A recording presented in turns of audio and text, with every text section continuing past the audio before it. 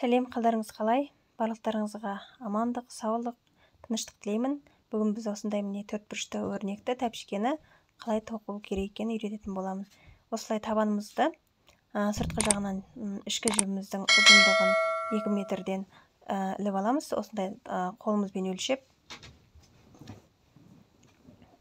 өстіп іліп алатын боламыз. Әрине, қазіргі мына тоқып жатқан табанымыз 38-39 размер жүреді. Сондықтан жібіміздің ұзындығына да байланысты. Өрнегіміздің кішкене күрделілігіне байланысты жіптің ұзындығы. Сондықтан кішкене ұзындау 2 метр қылып алдық. Неге біз бұл жерден бір аралық тастап, неге осындай 5 қатар ішкі жібімізді іліп аламыз.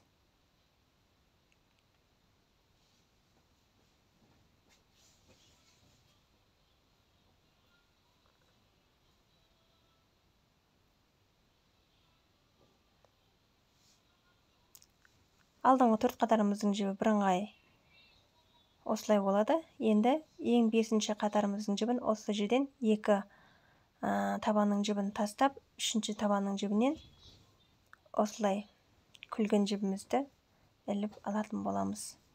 Жаңағыда айтып кеттім, жібіміздің ұзындығы бірдей болу керек. Әрине, бірі ұзын, бірі қысқа болып қалмау керек. Енді мына сыртқы жібімізді осы ішкі жіптердің сыртынан іліп отырамыз. Енді сыртқы жібіміздің ұзындығы 2,5 метр қылып аласыздар. Бұл жерде қолданып отырған жібіміздің аты жібек жібі.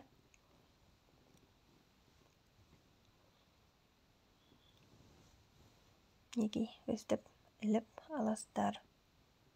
Бірдей етіп тартасыздар. Жіптің ұзындығы бірдей болу керек. Міндетті түрде.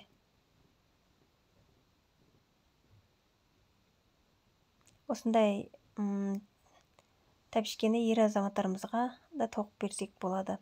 Қара түспен немесе қоңыр, сондай светпен талдап тоқып берсеңіздер болады. Осындай өз қолдарыңызбен тоқып берсеңіздер, ол кісілер қуанып қалады деген сенімдемін. Енді жіптің түсін өздеріңіз қалауларыңызша өздеріңіз талдайсыздар. Мінекей, бастаймыз. Бірінші қатарымыздың жалпақ өрімі. Міне, тұйық жері біздің оң қол жағымызда тұр.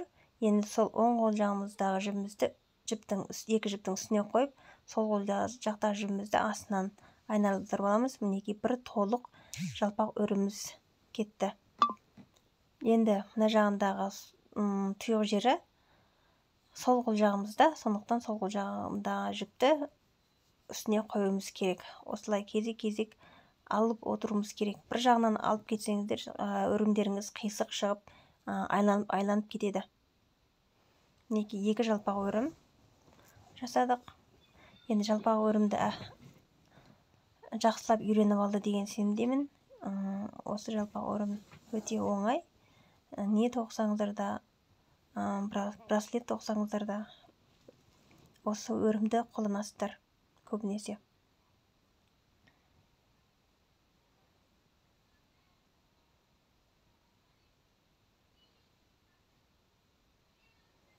Санаған кезде де осы үстіндегі томпайып тұрған жерді санайсыздар. Бұл жерде 8 өрім жасауымыз керек.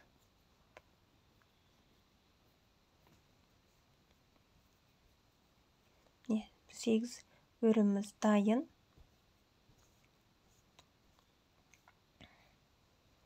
Сегіз өріміміз жасалып бітті. Енді екінші қатарымыздың жалпақ өрімін бастаймыз. Үстінен қоямыз. Келесі қолымыздағы жібімізді астынан айландырып өткіземіз. Кішкене қысып, тартып қойыңыздар жіптеріңізді босап кетпеу үшін. Өрнегіміз бос болмау керек негізі.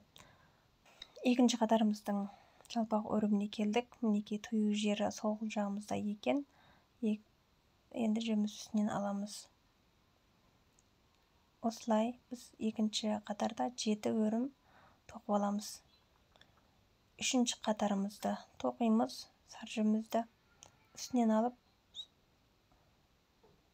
осылай. Не?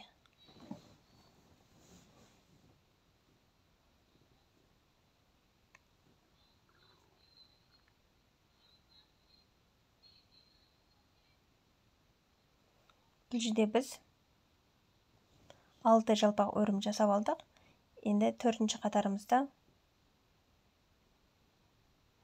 тоқитын боламыз.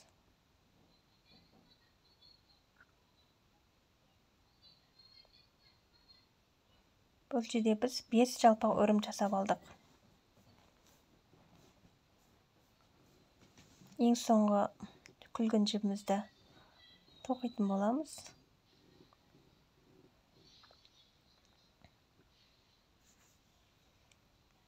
Күлгін жібіміздің өрімі 8. Бірінші қатардағы жібіміздің өрімімен бірдей болып тұр. Енді біз осы жерге 4 бұрыш өрнегімізді тоқуды бастаймыз. Неге? Осы ең соңғы күлгін жібіміздің аяққа жібін, неге 4-ші қатардағы жібімізге осылай байлайсыздар 2 рет. Әрбір өрнектің байлау тәсілі ұқсас, бірақ та әртүрлі өрнек жасауға болады. Алдыңғы видеода жұлдызды өрнек жасадық. Одан кейінгі видеода біз не жасадық?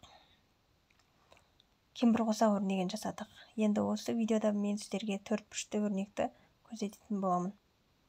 Неге?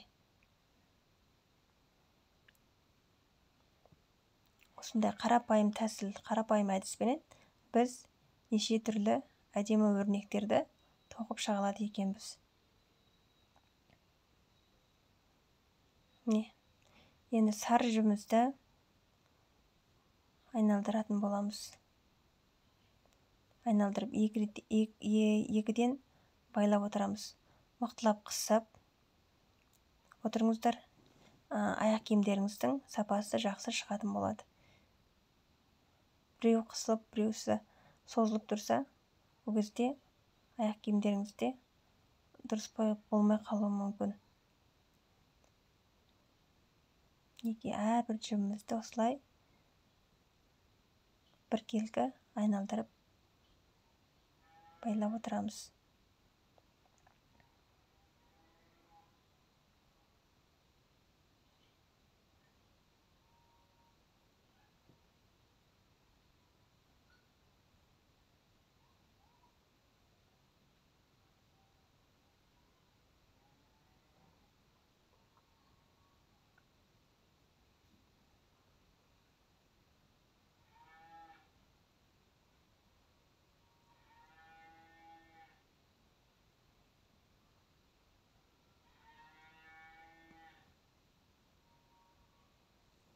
Мінекей. Енді күлгін жібіміздің 2-ші жібінен біз осы әрбір жібімізді қайтадан 2 реттен байлап шығамыз. Бірден байламайсыздар, 2-ден байлап отырасыздар. Мінекей 2-ші қатары кетті. Өте оңай.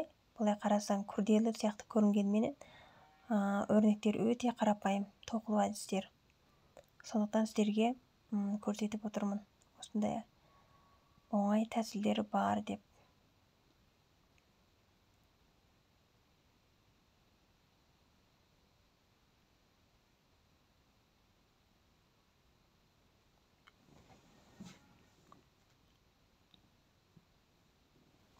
Күлгін жібіміздің ең соңғы жібін біз айналдырып жатырмыз.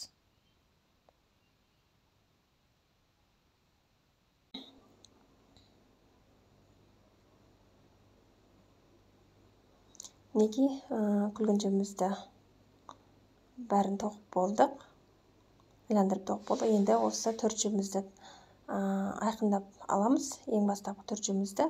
Енді осы ең бастапқы сары жібімізді алып, осы 3 жібімізді айналдырып тоқып шығамыз. Қалған жіптерімізге тиіспейміз. Осы 3 жіптерімізді айналдырып тоқып шығамыз.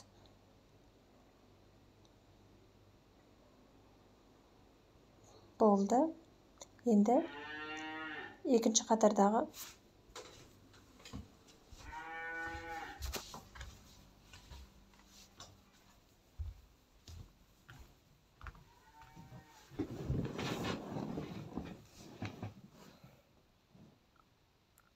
енді үшінші қатардағы жібімізді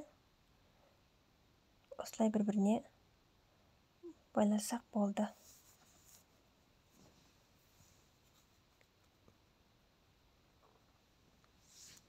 Енді осы сары жіпімізді дайындап аламыз. Ашық қоңыр жіпімізге осылай байлаймыз.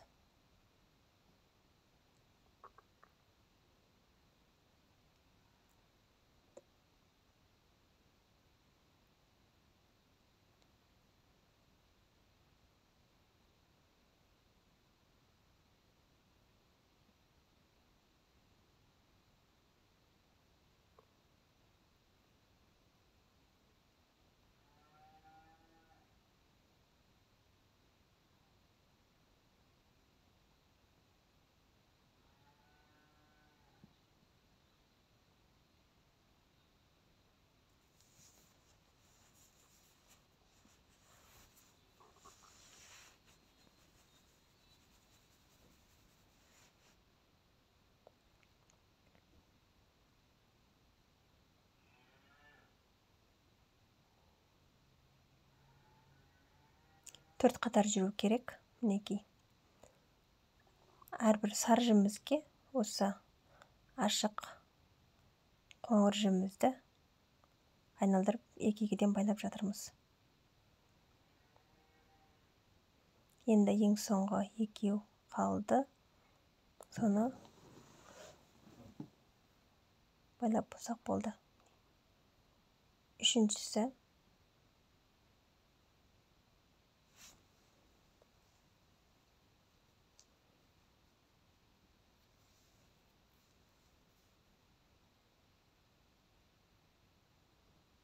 не болдық? Енді мына өріміз көлденең өрім. Енді біз мына жерден ұзын төртбұрыш жасаймыз. Неге? Енді біз осы жасыл ашық көк жібімізді мына ашық қоңыр жібімізге айналдырып ұзын төртбұрыш өрнегімізді жасаймыз. Жанындағы өрнегіміз көлденең болған, енді ұзын.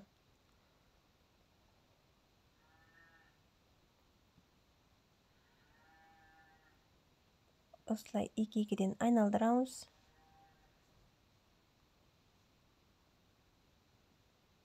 Енді екінші ашық қоңыр жібімізге айналдырамыз.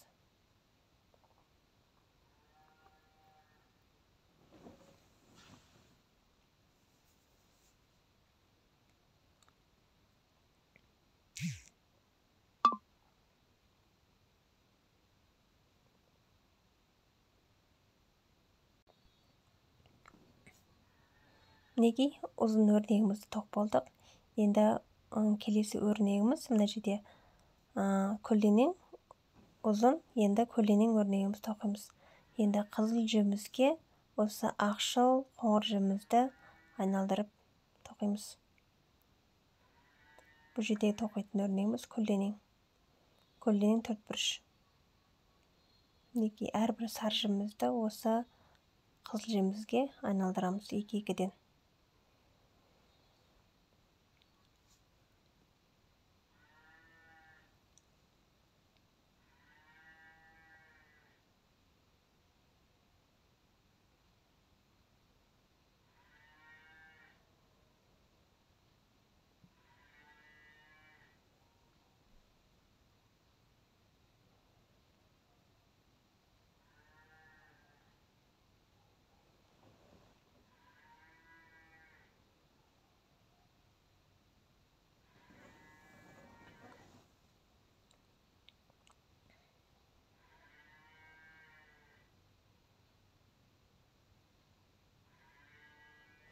Мінекей көлденең өрнегімізді тоқып болдық.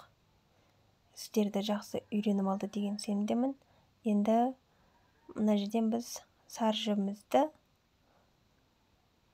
өз-өзіне өстіп айналдырып тоқимыз. Бұл енді шеті жағы болғандықтан үш бұрыш болып көрінеді.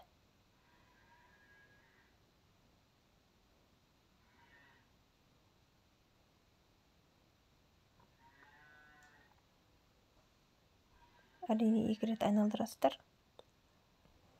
Енді келесі бұл жерде біз көлденең өрнек жасаймыз.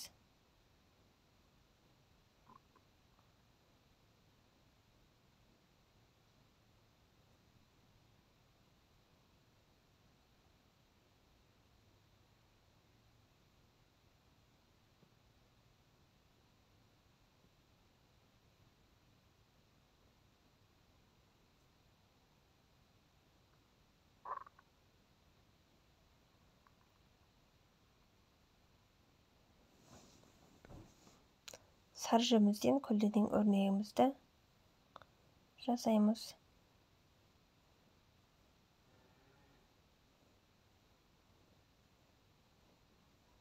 Үш қатар жасадық. Енді ең соңғы қатарын жасаймыз.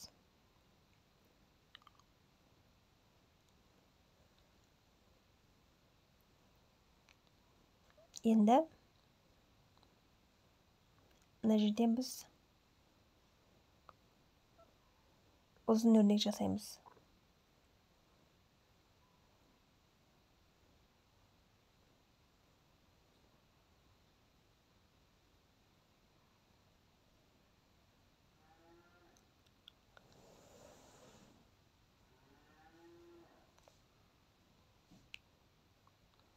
Қарап тұрсаңыздар, өте әдемі шығып келе жатыр.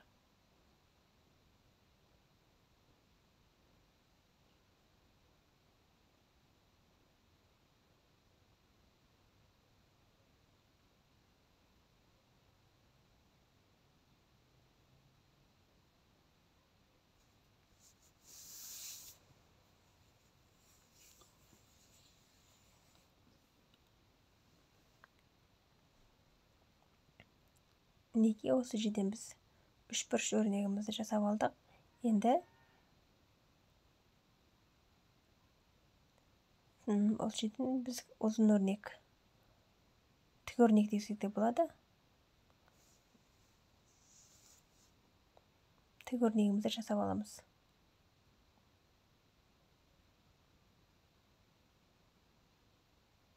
Енді үш бұрыш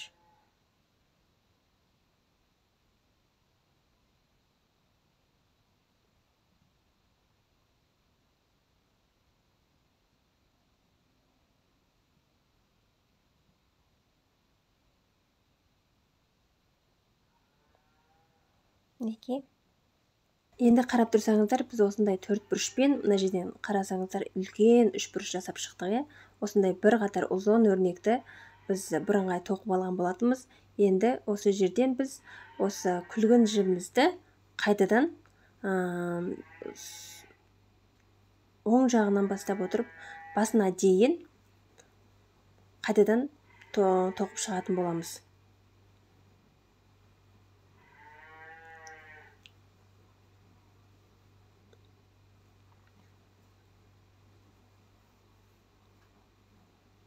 Екі-екіден байлап отырасыздар.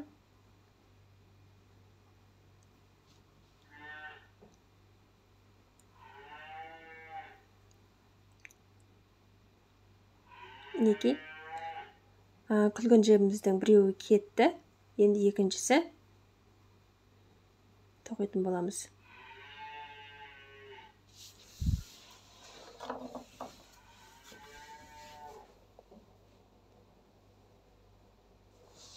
Екіншісін тоқып болдық.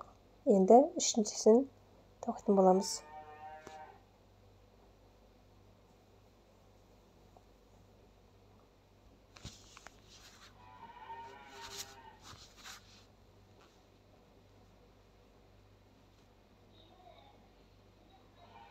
Ең соңғы бір жібіміз қалды.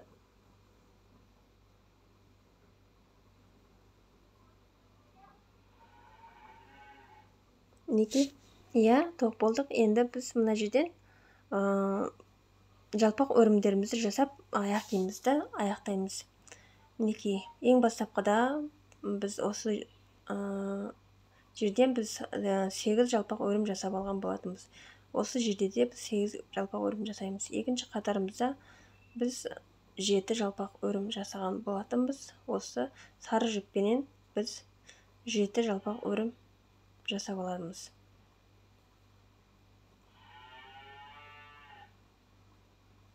Не?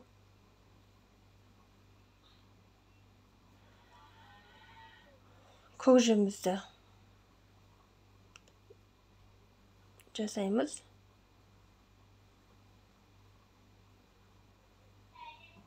Мінекей 5 жалпақ өрім жасап алдық.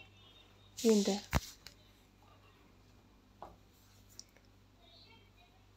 қызыл жібімізді жасаймыз. Қызыл жібімізде бізде 5. Енді ең соңғы күлгін жібіміз 8 болатын. Осы жерден де біз осы күлгін жібімізді 8 өрім ғып жасап аламыз. Мінекей.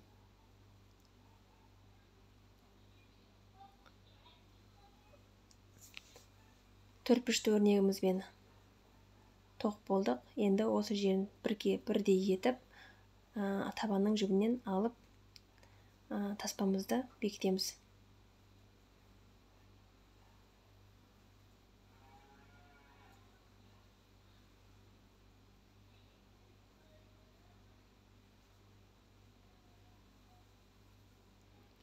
Екі жіпті бір табанның жібінен аламыз.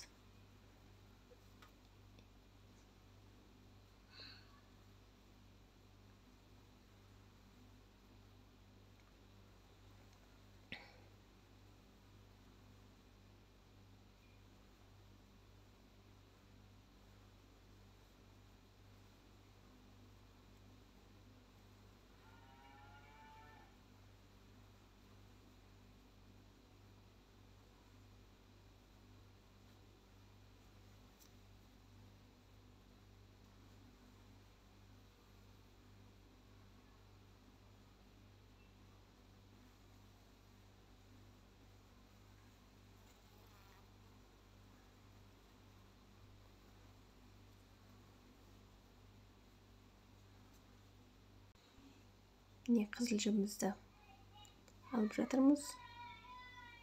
Енді ең соңғы күлгін жібімізді алатын боламыз. Бұл жерден біз 2 жол тастаған болатынбыз. Осы жерден де 2 жол тастап, үшінші табанымыздың жібінен жібімізді өткізіп алатын боламыз. 2 жіпті бір табанның жібінен өткіземіз. Не? Осылай.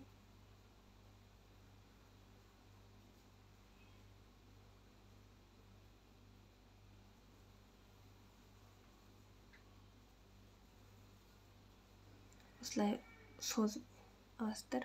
Енді аяқ киімімізді кигізіп көріп, лайықты болатындай етіп, жібімізді тартып, артық болса көреміз осы жерден, кем болса тағы да осы жерден алып тастай отырасыздар.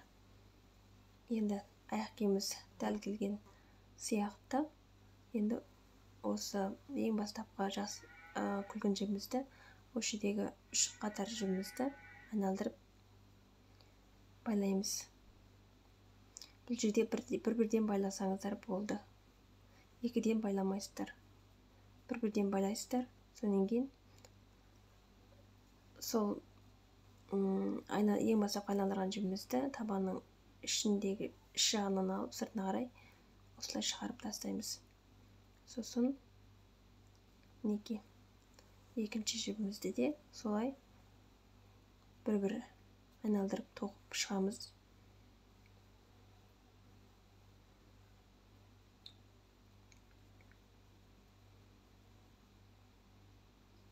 Енді сол жібімізді табанның ішінен алып, сырт жағына қарай айналдырып шығасыздар. Неге осы бәрін айналдырып алдық. Енді артық жібімізді кесіп тастаймыз. Кесіп тастаймыз осылай. Осындай теңге керек болады. Күйдіріп аласыздар. Теңгемен басып осылай көрсетпейтіндей етіп жасап аласыздар. Сіздерді үйреніп алды деген сенімдемін.